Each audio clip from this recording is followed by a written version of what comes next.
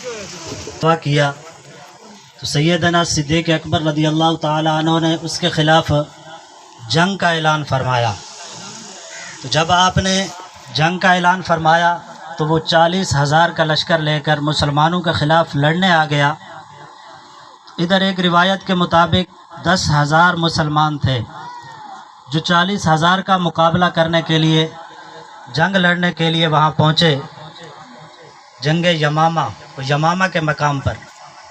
تو وہاں پر جب لڑائی شروع ہوئی تو مسلمانوں میں سے 700 صحابہ کرام علیہم الرضوان شہید ہوئے، کہ جو اکثر حفاظ اور قراء تھے، حافظ تھے، قاری قرآن تھے، اور وہ لوگ شہید ہوئے، اور 70 کے قریب بدری صحابہ کرام علیہم الرضوان میں سے بھی شہید ہوئے۔ تو یہ جنگ یمامہ جب ہوئی تو ان بدری صحابہ کرام علیہم الرضوان میں سے ایک صحابی رسول تھے جن کا نام ہے حضرت ثابت بن قیس۔ وہ بڑے مشہور صحابہ کرام علیہم الرضوان اور جلیل القدر صحابہ میں سے ہیں۔ وہ شہید ہو گئے۔ جب شہید ہو گئے تو انہوں نے ایک زرہ پہنی ہوئی تھی لڑائی کے دوران۔ تو زرہ یہ ہوتی ہے کہ جیسے ہم مثلا کوئی حفاظتی کوڈ پہن لیا، وہ یعنی لوہے کی، وہ کھڑکیوں والا، یعنی لوہے کا بنا ہوا ایک پورے جسم کے اوپر ایک زرہ بنی ہوتی ہے، ایک یعنی جیسے ویسٹ کوٹ ہوتا ہے اس طرح کا وہ بنا ہوتا ہے، تاکہ کوئی دور سے تیر آئے تو وہ سینے کو نہ لگے، سینہ محفوظ رہے، جسم محفوظ رہے۔ تو وہ زرہ پہنی ہوئی تھی حضرت ثابت بن قیس رضی اللہ تعالیٰ عنہ نے۔ تو ایک صحابہ کرام میں سے ایک صحابی نے وہ زرہ اتار لی ان کے شہید ہونے کے بعد۔ جب وہ شہید ہو گئے تو صحابی نے زرہ اتار لی۔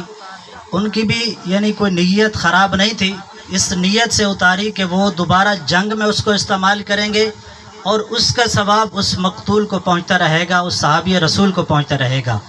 کیونکہ صحابہ کرام علیہم الرضوان بد نیت نہیں ہوتے۔ جو یہ عقیدہ رکھے، جو یہ سوچے کہ صحابہ کرام نعوذ باللہ بد نیت ہیں، تو وہ مسلمان نہیں ہے۔ کیونکہ جس نے حضور کی صحبت پائی ہو، جس نے حضور کی صحبت پائی ہو، وہ کیسے بد نیت ہو سکتا ہے؟ جس کو سمجھانے والے خود حضور علیہ الصلوۃ والسلام ہو تو اس کی نیت پر کیسے شک کیا جا سکتا ہے؟ تو آج اگر کوئی اس کی صحابہ کرام علیہم الرضوان پر طعن کرے، ان کی نیت پر شک کرے، تو وہ دائرہ اسلام سے خارج ہیں۔ کیونکہ چاہے وہ کوئی حکمران ہو، کوئی وزیر ہو، کوئی مشیر ہو، کوئی بھی ہو، اگر وہ صحابہ کرام علیہم الرضوان کی نیت پر شک کرے تو وہ مسلمان تصور نہیں کیا جا سکتا۔ اس لیے صحابہ کرام نے جب وہ زرہ اتاری اس صحابی نے، تو پھر حضرت ثابت بن قیس نے، وہ شہید کا موضوع عرض کر رہا تھا کہ شہید، اللہ نے فرمایا قرآن کے اندر کہ شہید زندہ ہوتا ہے، تمہیں اس کی زندگی کا شعور نہیں ہے۔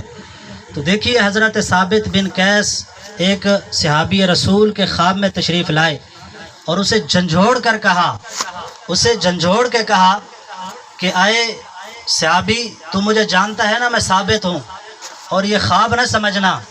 دیکھیں صحابی رسول شہید ہو چکے ہیں، لیکن پھر خواب میں آ کر کہتے ہیں کہ مجھے پہچان رہے ہو، میں ثابت ہوں، اور مجھے یعنی خواب نہ خالی تصور کرنا، میں زندہ ہوں۔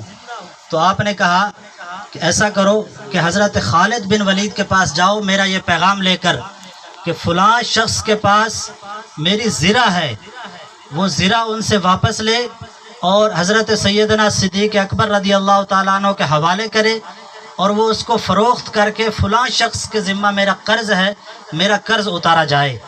تو آپ نے صرف یہ نہیں بتایا کہ فلاں شخص کے پاس میری زرہ ہے، بلکہ آپ نے یہ بھی بتایا حضرت ثابت بن قیس نے کہ فلاں شخص نے، وہ یعنی لشکر کے آخری خیمے میں بیٹھا ہوا ہے، اس نے ایک برتن کے نیچے وہ زرہ رکھ کر اوپر اونٹ کا کچاوا رکھ دیا ہے، تو اس کو وہاں سے جا کر لے لو۔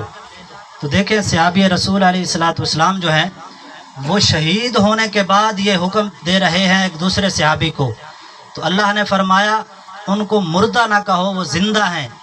تو صحابہ رسول میں سے ہو یا کوئی عام شخص جو بھی اللہ کے راستے میں شہید ہو جائے، وہ مردہ نہیں ہے بلکہ وہ زندہ ہے۔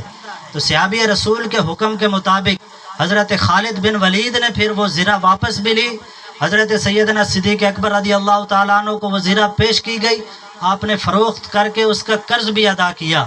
تو یہ ہے صحابہ کرام علیہم الرضوان کی زندگی اور جنگ یمامہ کہ جس کے اندر سیدنا صدیق اکبر نے بدری صحابہ اور سب کو دعوت دی تھی، اور وہاں پر یہ جنگ ہوئی تو وہ بھی نجدیوں کے خلاف جنگ ہوئی۔